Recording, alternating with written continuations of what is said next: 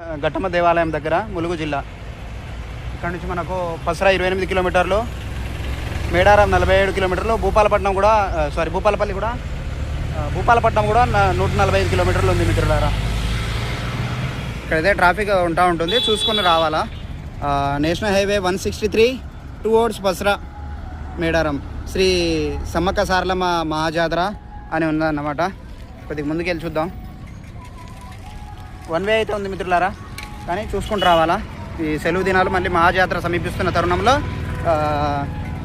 భక్తుల తాకిడి ఎక్కువగానే ఉంది. హోర్డింగ్స్ అయితే మనం చూడవచ్చు, స్వాగతం సుస్వాగతం అని రాసిందనమాట.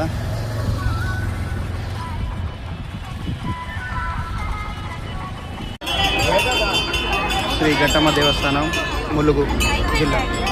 భక్తులు అయితే తండోపతండాలుగా వచ్చి అమ్మవారిని దర్శించుకుంటా ఉన్నారు.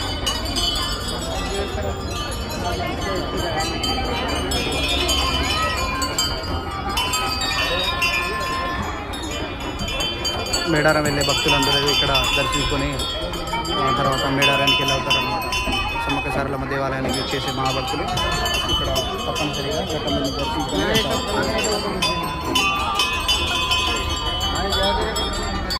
ఘట్టమ్మ తల్లివారి దర్శనం. మేడారం వెళ్ళే భక్తులందరూ ఇక్కడ విరివిరి వస్తూ ఉంటారు. ములుగు జిల్లా అన్నమాట ఇది. ఇదంతా ఘట్టమ్మ దేవాలయం. భక్తులు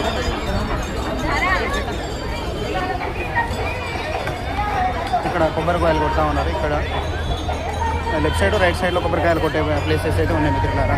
ఉండీలు కూడా ఏర్పాటు చేశారు. భక్తులు అయితే చాలామంది దర్శించుకుంటా ఉన్నారు. మంచినీటి సౌకర్యాలు ఈ ఫ్రంట్ సైడ్లో ఉంటాయి అన్నమాట, సైడ్ టు సైడ్.